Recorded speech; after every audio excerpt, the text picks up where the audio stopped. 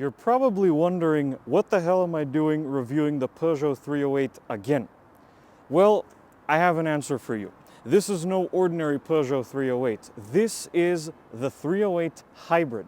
And ever since the 308 was first revealed a couple of years ago, this is the version that I was always interested in. And today, we're gonna check it out. My name is Korr, you're watching Korrmotive, and this is the Peugeot 308 Hybrid.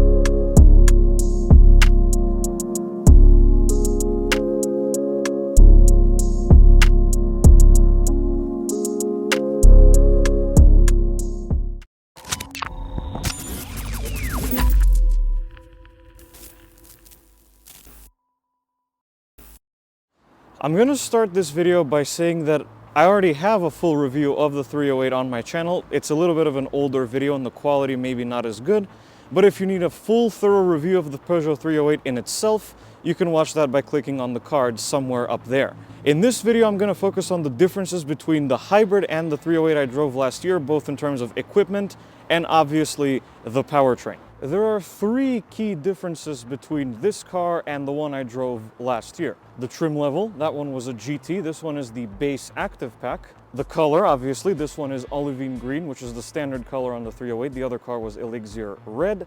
And obviously, as I said before, the powertrain. And while we're on the topic of trim level, that's another reason why I wanted to check out this particular 308, because the base model is the one that everyone in Macedonia ended up buying anyway, so we can see what exactly people are paying for. So let's check it out. So the first and most obvious difference is the powertrain. The car I drove last year used a 1.5 liter turbo diesel with 130 horsepower. This car uses the plug-in hybrid powertrain, the lower power one. That means we have a 1.6 liter turbo 4-cylinder gasoline engine paired up to an electric motor and a 12.5 kilowatt hour battery pack, which allows for a total electric range of about 60 kilometers on the WLTP cycle. This particular powertrain, the total system output is 180 horsepower, but you can also get a more powerful version with 225. And let me tell you, it's a fantastic powertrain and it suits the 308 very well, but more on that in the driving section of the video. As for charging, well, unfortunately in Macedonia, we only have access to a whole bunch of pathetic 11 kilowatt charging stations. And on those, in about an hour and a half, this car could barely top up 8 kilometers of EV range. As I discovered later, this car had the weaker 3.7 kilowatt onboard charger, so even if it was a better charger, it would still take a couple hours to recharge the batteries from empty to full. But you can upgrade the onboard charger to 7.4 kilowatts to increase the speeds a little bit. The next thing I wanted to cover is the styling. Now, first of all, I must apologize for the dust on the side of the car, but the weather in Macedonia during the time that I've had this car on test has been not the greatest, but it'll pass. So the styling differences. First of all, between the hybrid and the regular 308, there aren't really that many. There's this hybrid badge here on the fender. There's another one in the back, and back there's also a second fuel door, which is actually the charge port door. But also, because this car is the active pack, it misses out on the GT's additional ground effects, like on the front end and the fake exhaust tips on the back and the little extended rocker panels down the side. But overall, I think it cleans up the look and it looks pretty fantastic. And I also much prefer this particular alloy wheel design compared to the GT. And honestly, the 308, as it stands, no matter what trim level it is, I truly believe it is one of, if not the best looking car in the C segment. And even in this lower guise, it still looks absolutely fantastic. This color is absolutely spectacular, and I prefer it to the red that I drove last year.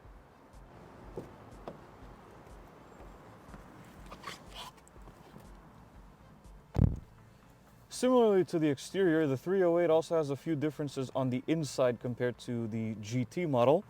We still have Peugeot's new iCockpit design, which is fantastic. It looks great, and it also features the tiny Peugeot steering wheel that we all know and love. It can obscure the gauge cluster just a little bit, but it's not really all that bad. So, as I was saying, the gauge cluster in this one is not 3D. It's exactly the same layout, but it's not 3D, and it can also show you which one of the systems in the hybrid powertrain is doing what at any given moment. Meanwhile, the center infotainment screen is exactly the same. It is missing built-in navigation, but that's what you have Apple CarPlay and Android Auto for. And also, something that I really like is the lower screen with the I shortcuts and the upper trim levels. In this car, just houses your physical AC controls. Like with every other Peugeot, you still have to go into the screen to change the climate zone, but everything else is here. And this car also has heated seats, which is nice. As for the transmission, this car uses an 8-speed automatic, which I forgot to mention earlier when I was talking about the powertrain.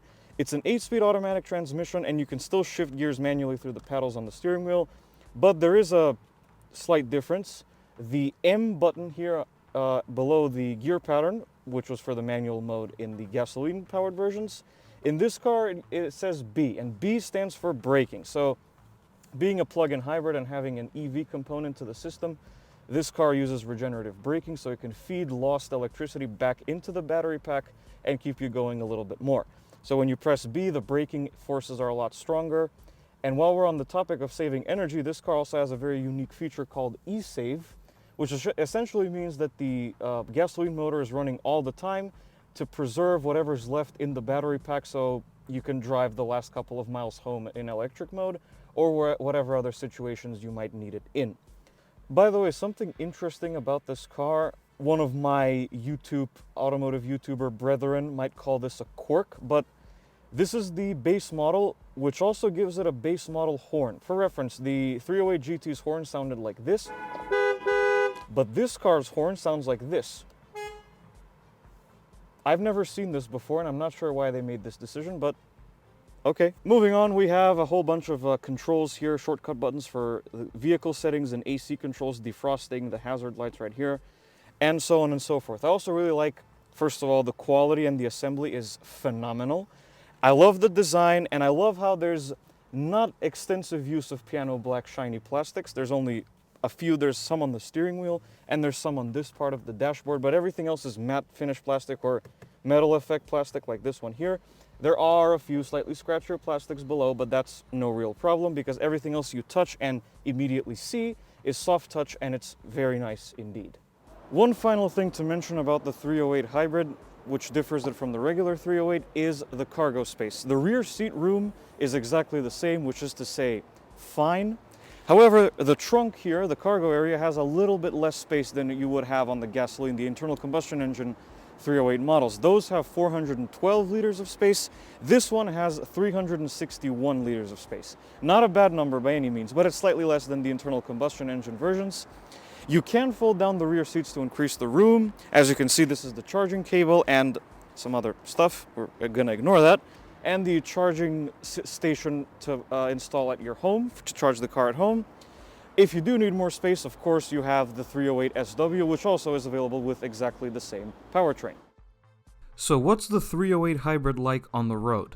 The answer is absolutely fantastic. Like I've said about a million times in this video, I've already driven the Peugeot 308 in itself, but the one I drove last year was a diesel. However, I was still really impressed by its dynamic capabilities and its refinement. And that's still very much the case with this one. In fact, even more so because it's a hybrid and because it uses a gasoline engine rather than diesel, it's even more quiet and refined. There is a little bit of noise on the highway from the tires and stuff like that, but nothing too crazy, nothing too intense. When it's running in electric mode, it is incredibly quiet and refined. You don't feel basically any of the vibrations at all, but when you floor it, the engine is always there to help you out. And let me tell you, this car feels way faster than its measly 180 horsepower and increased weight over the regular 308 might suggest. There was not a single environment where the 308 didn't impress me. It really is a fantastic car behind the wheel. Do I still think that the hybrid is the correct powertrain for this car? Absolutely. And if you're looking to buy a 308, I would advise getting this powertrain. Maybe the one with a little extra power, but after driving this one, I can honestly tell you that 180 horsepower is more than enough. Overall, a very, very impressive car behind the wheel. So, ladies and gents, that is the Peugeot 308 hybrid. The 308 in itself was already the best car I drove last year, and with the plug-in hybrid powertrain, the 308 proved that that's the powertrain that suits it most.